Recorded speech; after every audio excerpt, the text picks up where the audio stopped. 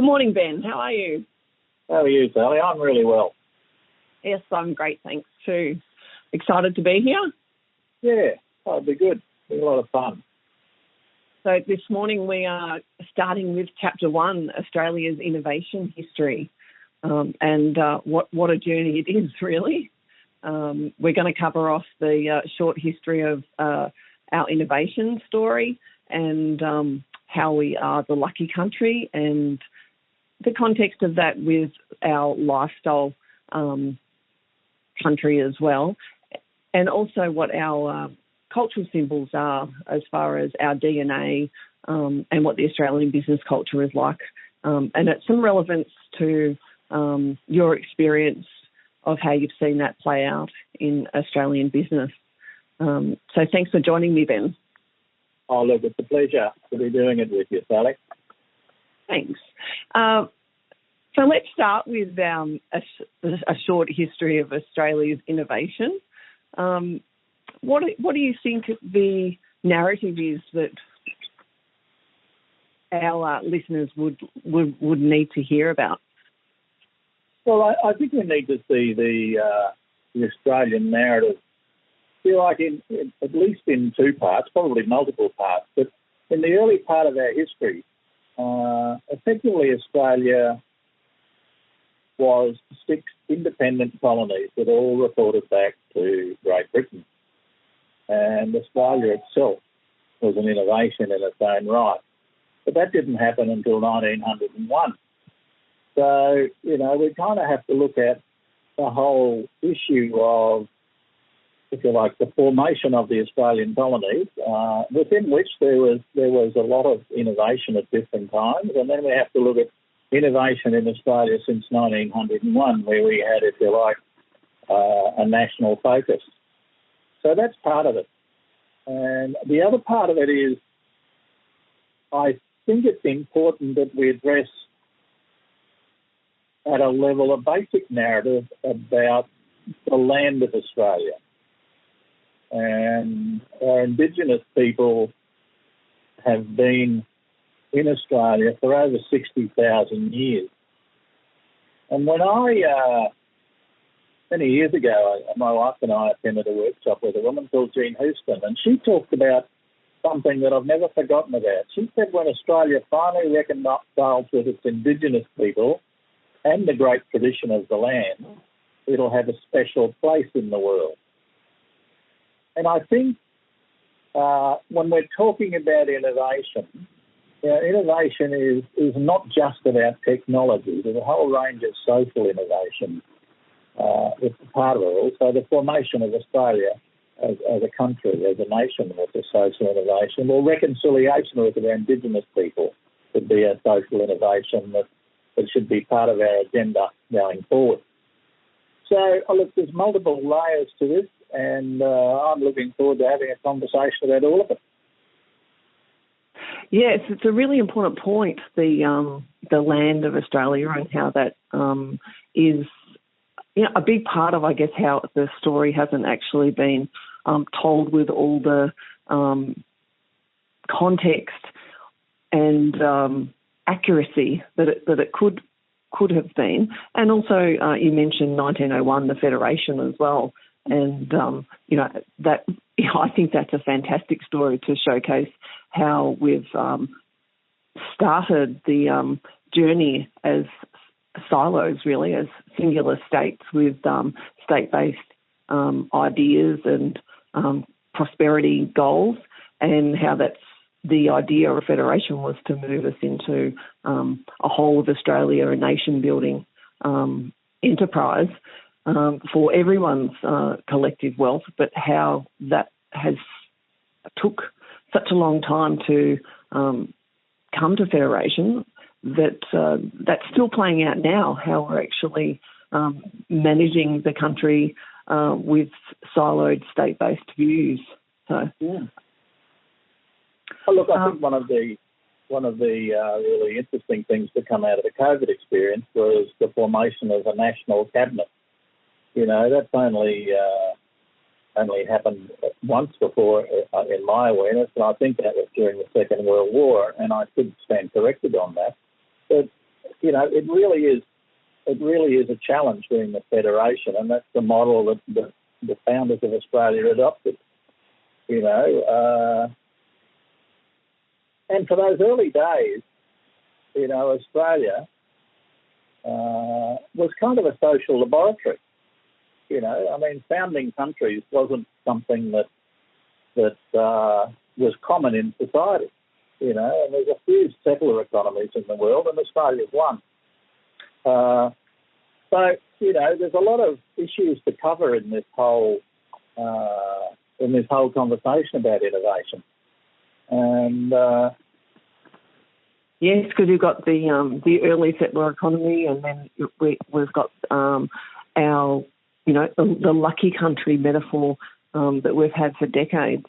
Yes. It's amazing. If you go right back into our founding history, and I just look at, the National Museum produced a document called Defining Moments in Australian History, and they talk about all sorts of things, but, the introduction of merino sheep, the completion of the overland telegraph from Darwin to Port Augusta, the 8-hour day, all of those things happened before Federation. So they were really not the achievements of Australia, but they were achievements of the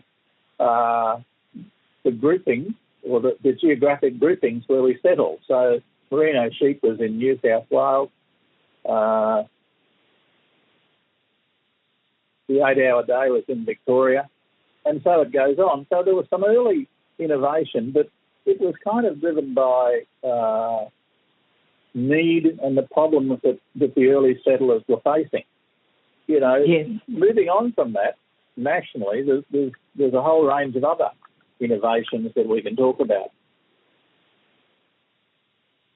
Yes, and we're now at 120 years of this story, and if we don't have a major intervention, which COVID has somewhat gifted us, we're our prospects are looking to be not really what the grand vision of federation started with at all, are they? Well, I think that's the question we have to ask. We've had the benefit in the last window of time of 29 years of economic growth, and coming out of the COVID, we've now dropped straight back into that growth pattern. But I think we have to ask some big questions, about, is it possible to continue in a raw materials-based economy? Over a period of time, we have, how would you say it? We've moved to becoming a service economy. All of a sudden, people were saying, look how clever we are. We are now a service economy. And in that window of time, we have, in a sense, emasculated our manufacturing industry. Now, it took a long time to build a competence in manufacturing, and in 30 years, we've systematically, consciously and unconsciously, dismantled it. And, I'm not sure that's just one element of the issue. If you go back in our history, I talked about Australia being, a social laboratory. There were a range of social innovations that post-Federation that actually set up Australia as one classic, a working man's paradise. Very early in our history, we opted for an industrial system that made recreation a priority. And it's a really interesting pattern to look at. So if you go back, the 8-hour day was in the mid 1800s, I think. But what you move into then is a series of debates, the recreational debate, where I call it the lifestyle country. And we had the 44-hour working week. We had annual leave of 1 week, annual leave of 2 weeks. 40-hour working week was introduced. The 35-hour working week was introduced, and long service leave was introduced in some industries. Then we moved into 3 weeks of annual leave, 4 weeks of annual leave, and the 38-hour working week was introduced. So you kind of which brings us up to 1981. It does. Yeah. And, and we're still debating in this country about penalty rates. We're still focused on recreation. We've never had a great debate in this country about productivity, and even less so have we ever had a great debate about wealth creation. It seems like those particular topics are either too hard or we're not willing to discuss them. There's only two issues. We certainly have the skill to do it, but we just don't have the will to address some of the really hard issues. And, wealth creation is one. What is the future of this country? And that's where I came into the conversation, starting to think about 29 years of economic growth is a wonderful achievement. In fact, we were beating ourselves on the chest. We were so proud of ourselves. No other country has ever done that. And you're starting to think, well, where's the evidence that human systems can sustain high levels of performance for long periods of time?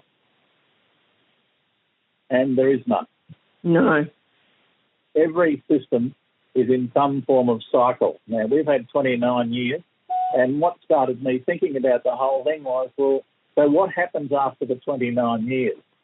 Or the 26 years when I started writing this book 3 years ago. You start to think, well, maybe we've got to do some serious work about a whole range of things, and that set me up on the conversation about innovation. And I went back and started to read the history to find out, what it was we'd done and hadn't done. And, some of it's pretty disappointing when you look back on it. We're pretty good at pumping up our own tyres. But just one example of, if you like, our DNA, Australia, when it was founded, had two major, what you might call, competitive disadvantages. There was limited water, and we were geographically isolated. Yep. And I'm sure there are others.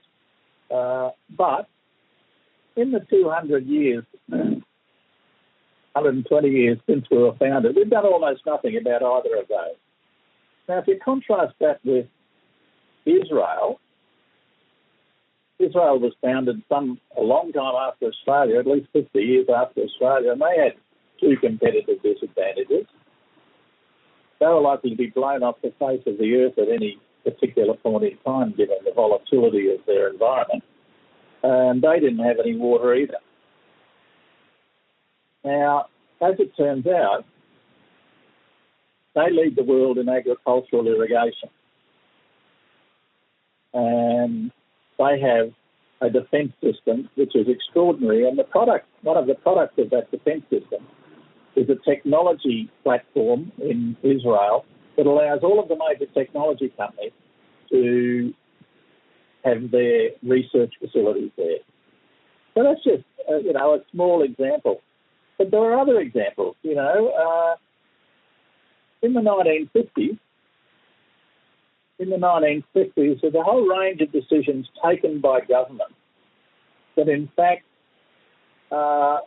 demonstrated a level of short-sightedness that is just palpable. And one is Australia was an early leader in computer research. And they actually developed a system that was the fifth stored program computer ever developed. It was built in the late 1940s. But we opted not to continue the development of that. It was not seen as a priority by the Australian government. The black box fight recorder, it was developed in Australia. But we had opted not to commercialise that. Transistors. Cyro developed the transistor technology. But when they asked for extra funding, they were knocked back because of an existing electronic valve industry in Australia, and they didn't want to knock that over. Yeah. Satellites and space research. We were among the leaders in satellites and space research up until the late 60s. But the program was ended, and a lot of the equipment was sold to Sweden. now Sweden is a world leader in space research, and as it happens, we're developing our competence, and we now have a space agency. So they're just some of the examples. I mean, in our DNA, I would dare to suggest that there's a lack of foresight and a lack of courage and a lack of competence, or a fear of being successful, and a complacency around the fact that we've got all these natural resources and we don't need to do anything. It's just such an interesting way of taking a step back and having a look at, our great country and our history, and also, as you said, the opportunity that maybe we're in that space of good to great. We've got great results, but when you're digging a little bit deeper, as you've done, Ben, do we truly have great results when it comes to innovation, which is really what you're sharing with us, and particularly around foresight and commercialization of ideas. A bit like from the beginning, where we actually just sent our wool over, but back over to Britain as a raw material, rather than actually completing the process here and creating further industry, and that's still playing out today. Well, I mean, the great. I'm pleased you raised the issue of wool, because that's an interesting story. We opted not to process the wool in Australia. We opted very clearly to make a decision to put it on the boat. We didn't even bother to clean it because somewhat cynically, I suspect, but maybe naively, people figured that if they left the dust and the dirt in the wool, it was heavier and they got more pounds per pound, so to speak. Right. We just opted not to do it, and that's if you like an early decision on a choice not to add value to a product, and it continues today. The whole issue of not value adding. I mean, both in our food products. I mean, I can remember in the 1980s being involved in the conversation about economic restructuring and a whole range of things. They used to tell the story about prawns from Karumba. Yes. We used to catch prawns in Karumba. We used to freeze them, snap freeze them, and we'd send them to Taiwan to put breadcrumbs on them, and we'd bring them back to Australia and sell them in the supermarket. Crazy. Now, you've got to think, so there's something in our psyche that says we don't want to do that sort of work. But people will tell you that our labour costs are too high, and there's a whole range of reasons, why we can't do it. But I want to think, surely we could get our act together in that area. And I'm sure there are other stories where, I think I used one in the book about the cows we grow in southeast Queensland are killed in southeast Queensland. We cut the heart valves out of them, we deep freeze them, we send them to Singapore for just about nothing. We then value add them, and we bring them back to Australia and pay enormous price for a heart valve, which are just inserted in ordinary Australians who need a replacement heart valve.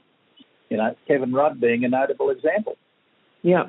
Now, why can't we do that value adding in Australia? I mean, I don't underestimate the difficulty of it, but I also don't understand why we're not doing it. Yes, and back to the DNA example, because it has been repetitive. This is a repetitive pattern that you can sort of pinpoint to that starting story, and it keeps on playing out right through to up till today. And at what point are we actually going to start saying, let's look at what we can do differently, rather than being, as it's coined, a country of adopters, when we're going to want to be more innovative? Look, if we don't have leadership that actually takes us to a place we wouldn't normally go, then we'll keep going around the same circle. And I mean, I don't see any evidence of leadership in Australia that wants to take us anywhere. And, you know, you only have to look at, you know, simple things like the Australian of the Year Awards. Now, arguably, they're the people who are models and dare I say, icons in our society. Now, of the huge number of Australian of the Year Awards, only 4 have been named for business. 4 Australians of the Year, you know. So, and I'm not suggesting that other Australians of the Year aren't important, but maybe it reflects a view of Australians about how they value business. You know, we've got 13 for sport, Australians of the Year. We got science and health, 12. The arts, 11. The military, 8. Business, 4. And when you go through and you think about the people in business who they've named as Australians, all of them are good people, or, you know, in some cases you might debate that. But Alan Bond is one. Now, he was, in theory, nominated as business in the category of business, but arguably he was nominated for his achievement in the Australia Cup, or the America's Cup, I beg your pardon. Yep. And he, you know, and that was a huge achievement, but that was a sporting achievement. Yes. You know, in his business life, he was debatably successful and arguably not. You know, and then there's others. There's Simon McEwen, who most people wouldn't know, but was chairman of AMP at some stage, and I think is a banker. You've got Ida Buttrose. Now, she's a great woman and has led the media industry in a way that probably few could. But, I mean, business person of the year, that's an interesting way. You know, you might nominate it for another category. Yeah. And the fourth one is Dick Smith, who at a basic level is probably a genuine business leader and still has a position on Australian business publicly. You know, is you know, very keen to develop Australian business in his own way. So they're the 4 business icons, if you like, people we look up to as business leaders. Now, my hypothesis is in 120 years, there must be more. Yeah. Although this is exactly what our culture is centred around as far as sport as opposed to business. And you can see that in our buildings as well, and our landmarks are very centred around lifestyle and sport. So it really plays out. You know, the awards replicate that. We've got the Olympics that Queensland's just won again, and everyone's celebrating that, which is fantastic. So where we've put in effort, we've reaped the rewards. If we could shift that effort into innovation, we do have the capability, as you said, to deliver, but we need to shift those mindsets. Well, I think the question becomes is, you know, when we, you know, if we come back to the innovation question, and, you know, the amount of money we spend on innovation in any year is huge. But the question then becomes, how do we measure the effectiveness of our innovative capability? And I think that's, you know, I've started to address that question in the book because, you know, I think there are other measures we can use that would give us more clues about how effective we are. Absolutely. Well, thank you for your time today, Ben. I will leave it there. Do you have any final points for our listeners? Well, I mean, that's a loaded question, isn't it? I've always got something to say. But I think you know, maybe if we think about it in these terms, Australia has enormous potential, you know, intellectually, physically, I mean, at a whole range of levels. You know, one of the really big goals set in one of the innovation reports is Australia is the healthiest nation in the world. And I mean, when that was written, nobody had heard of COVID. It wasn't even a pinprick of a thought in anyone's head. But all of a sudden, given we now have managed COVID and we're through it, it assumes a totally different meaning. Yes. You know, and relatively Australia and New Zealand and maybe a couple of other countries have managed COVID better than anyone in the world. And on that basis, we are the healthiest nation in the world, or certainly one of. Yes, and, we are. And I think that's the power of, if you like, sometimes aspirational thinking. You know, when that report was written by Bill Ferris in 2017 or 18, he talked about that being the healthiest nation. And that was one of the things that triggered me into thinking about moonshots, which we can talk about later on. But some of the thoughts that I could leave you with include Australia has had innovations that have led the world, and one of them is developed by Queensland. It's called Ian Fraser Gardasil. But we missed the opportunity to commercialise it. You know, economic restructuring, which was a big deal in the late 80s, early 90s, provided a platform for us to do some amazing things. And somewhere in there we dropped the ball. Mm. You know, and I think the thought that I leave people with is, I don't think we're nearly as clever as we think we are.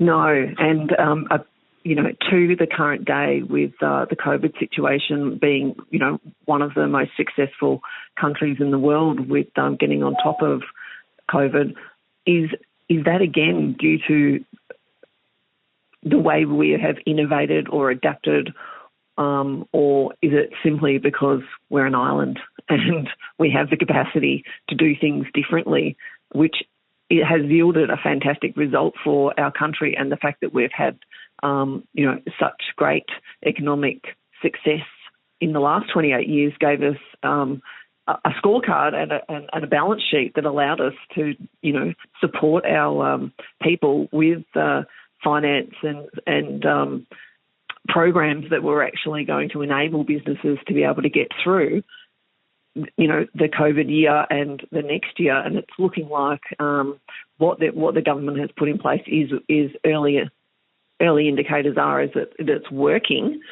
However, what are we going to learn from that, and how are we going to shift our mindset to really lead the world in that endeavour, not just rest on the laurels of the fact that you know, we've got the benefit of an island, of being an island and being able to cut off the other parts of the country. So I suppose it's to your point of you know, maybe one day we'll wake up, and is that the intervention of COVID that actual our point in time, our opportunity. Well said. Okay, well, thanks again, Ben, and I think that what a meaty start to the conversation of innovation in Australia. We've covered off Chapter 1, and for all our listeners out there, we welcome you to join the series, and Chapter 2 will be on its way to you shortly. Thank you. Thanks, Ben. Played good, done fine. Bye.